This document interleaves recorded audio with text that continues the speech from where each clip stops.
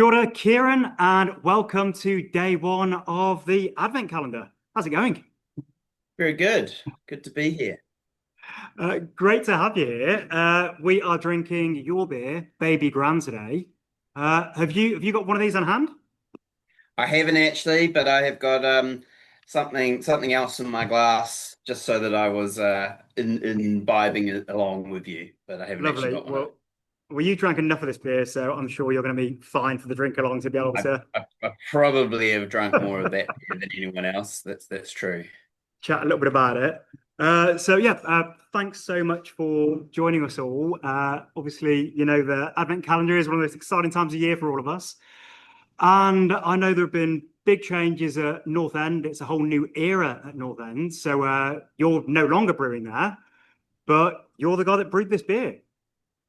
Yes, indeed. Yes, indeed. So, yeah, I have moved on, but Braden's there, holding the fort and taking it off in new directions.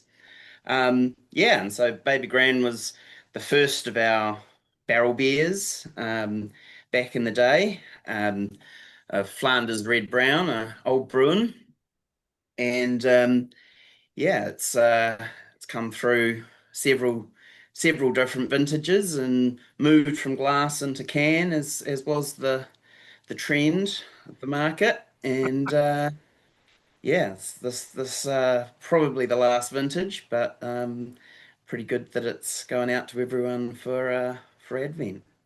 Yeah. I was chatting to Donna at North End, and it's always a big thing when I'm curating all the different beers for the box. And as you mentioned, Braden's doing some really cool stuff at North End now. I tried his hazy IPA a week or two ago, which was excellent. A whole new era for North End. But yeah, I was quite excited when I chatted to Donna just to see if there would be enough stock of some of these Salt and Wood library type beers that you created and beers that have always been so exciting for me to drink and so interesting. Amazing to open up day one with Baby Grounds. But I suppose it is a beer. It's a bit all about time. It is absolutely, yeah. So, it's a beer it's battered, aged in oak with a whole host of wild yeast, and acidifies and matures and changes through that process. And then for most of the vintages, and including this one, are blends of beers of different ages. So it's not a single brew that has gone into that beer. It's barrels that have been brewed at different times. Yeah. So I think that's a mixture of some 3 year and some 2 year from memory. I don't know if it says on there, but it's a while ago since I Uh, blended it. so aged for 18 months in French oak, Cabernet Sauvignon. But That's it, that's it's just uh, that's just that's the standard blurb. But yeah, I think it would be some 24 month and some 12 month, which I I think guess we're if looking you at if you do the average, that's 18 months, so that works. one. Um, yeah, so and the beers are coming out of the barrel program. I think this one was a mixture of a 500 litre puncheon and a 220 litre Varique. And yeah, the barrel program, apart from right at the very start, hasn't had any laboratory yeast strains added to it. So it's all the wild yeast has come from the spontaneous program. So for beers like Evolutus or Rustica, that were produced through spontaneous fermentation, all those ferments were where the Brett and the various bacterias entered the barrels. And yeah, um, I So think spontaneous. probably. I was going to say, so was that with cool ships or just leaving things open in the brewery or?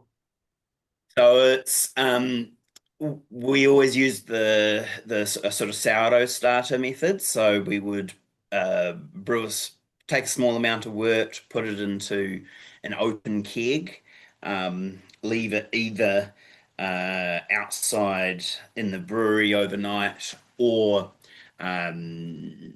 sort of quite uh, notably, we used to go out to Kapiti Island and leave the inoculations out on North End under the Carnuka trees, and then step it up from there. So then after 3 weeks of that fermenting, then we would pitch that into barrels with a brew and let them rip from there. So yeah, Incredible. so sort of more of a sourdough technique than a coolship technique. So did the seasons and the temperature of the environment play a big part in that? Yeah, absolutely. So, you traditionally do these beers in the winter, and when things are a little bit less active, and would be normally be when we would do it. But of course, the plus to doing those starters is that then you can seal that starter up, and you can actually do the full production brew at some other point in the year when maybe it's more that fits in better, because when we would do those beers, those barrels would all have to sit in the brewery to start with, fermenting, because the beer ferments in the barrels, it would make a big mess. So you try and have them all on the wet floor, as opposed to popping them straight around the corner into the barrel cellar. It's a Yeah, smart way to do it. that's not this beer. That's not this beer, though. To be clear, we're talking about other beers there. Yeah, this beer would start its life in a fermenter normally, and then go in onto the same bugs that had been in the spontaneous beer. Yeah. So that idea of so for the origin beer, the whole sourdough starter type technique, is that something you'd read about or you invented or I don't know that I invented it. I think there are other people in the world who make spontaneous beers that way. yeah.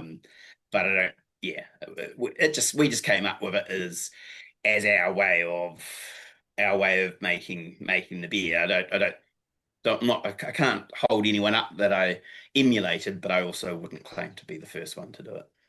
Yeah. A really nice way to get a place in the beer and cool to go over to North End as Yeah. well. Well, that's a definite plus to it, is that you can do captures because you're mobile, as opposed to, it's pretty hard to take a brewery and a cool shipper out and around the place. So yeah, Yeah, just a keg and a backpack. that's right. Yeah. Well, these styles of beers, these Flanders styles, are definitely my favourite styles. And looking at beers like Rodenbach and like Dutch Esterbroek, Yeah. are just something else. That's a real epiphany moment. I remember trying those beers for the first time in old English pubs where they've got a dusty bottle of something in the back when you fancy a bit of a change from your bitters and your lagers. Do you remember the first Flanders style beers that you drank? Yeah, I mean, they would have been um, purchased from regional wines back in the day, when that was still a great place to get Belgian beer, but it was the place to get beer full stop when I was getting into beer, and before I worked there, and yeah, we just would have been trying through all the different Belgian beers, and then also through the tasting program there, would have come across them. But I think I probably just picked up the bottle the first time, um, and yeah, it was. I don't remember being massively shocked by the sourness. I must have already been prepared. I do remember picking up a bottle of Cantillon unprepared, and Yeah. being pretty surprised about what I found inside that. Yeah, so I probably had the Cantillon experience already before I had the Rodenbach experience, but Yeah. yeah, they're certainly an acquired taste. You don't usually love them the first time. Oh, those lambic styles, that's just always such a fun, just travel experience. Every time I'm in Brussels, I just love going to we've got the little tasting room upstairs now at Cantillon, and just seeing the tourists that are visiting, just because they've read about brewery to go and visit, and they go along expecting it to be like Guinness or something. And just these undrunk bottles and just like looks of just shock on people's faces. They're drinking this, Yeah, complete acid tart, glorious beer, but not at all what they're yeah, expecting. That's always super fun. yeah.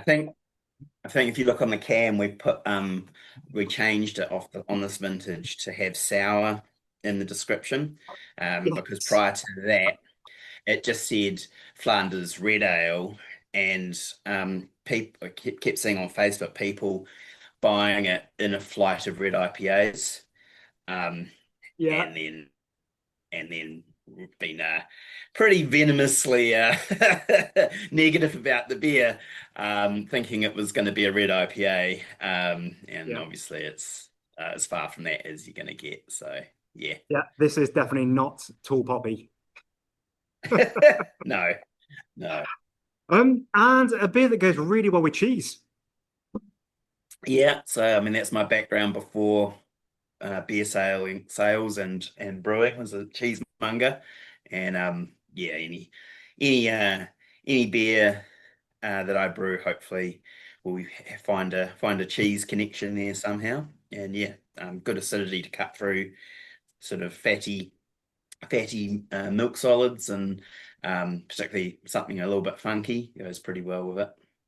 Yeah, yeah, and that is such a good Belgian beer experience when you have those, the little cubes of cheese with the toothpicks from monastery cheesemakers and maybe some celery Yeah, salt and yeah, you're right. Just that acid and the fat just goes so nicely together. yeah. Um, where's the name Baby Grand come from? So it's a reference to Rodenbach Grand Cru. Um, So, so it's it was my homage to Rodenbach Grand Cru. So it's a baby version. Was kind of that was the idea behind the name. Yeah. Yeah, so good. And have you drank it with many Belgians? Or have you had much feedback from Belgium? Yeah. I mean, not like I haven't drunk it with any Belgian brewers, but I have drunk it with Belgian citizens and their or expats or immigrants or however you want to phrase it, and they're usually pretty positive about it. Yeah. Yeah. Yeah, yeah, I love this style. I love the blend. There's such a sweetness and the balance, and I definitely find with a lot of yeah wild ferment sours there can be balance can be off, or just for my personal palate when a beer is just too acid, and I feel like my teeth are being stripped, the enamel off there, and it's a bit too sort of heartburny too much. But yeah, that's why I love this style so much that it has got that balance. And yeah, this is just such a perfect example. I mean, I haven't drank it side by A side lot. with Crew, but I reckon it would hold its own. Yeah, yeah. I think one thing that most of the Belgian brewers that make this style um, do that we can't, or at least at North End can't is pasteurize it, so you can leave Yeah, some more sweetness in there to get that sweet sour. Because you can't do that if you leave sweetness in there, you end up with exploding cans. So having a pasteurizer is a big plus, which we uh, don't have. But I think as far as we could get that balance right, I think we have, acknowledging the fact that it has to be fermented right out to nothing, otherwise it's going to be problematic. Yeah. Well, thanks so much for drinking along with us. Is there anything you'd like to add about this beer, or that people might want to know? No, just make the most of it. Yeah, it's probably the last one I suspect. So yeah, raise a glass to Baby Grand. Yeah. Yeah, yeah. Well, yeah. As much as I'm happy for the new era of North End and it going in a bit of a different direction, yeah, I'm definitely sad that probably won't be seeing these type of beers out of the brewery. And well, the question everyone is going to be wanting to ask you is, are you going to be brewing much more mm, personally or commercially at any point in the future? Yeah, so I've got a project coming, and we might see some beers along these lines in the future from a different brand. Um, but yeah, it's probably about as much as I should be saying, particularly as I'm here talking North End. Well, But this yeah, is the North that End Drink On video, yeah. But yeah, excited you about you the you won't have seen the last of me yet. fantastic. Hey, thank you so much for joining us all. And cheers to Baby Grand. Yeah, Baby Grand, Merry Christmas.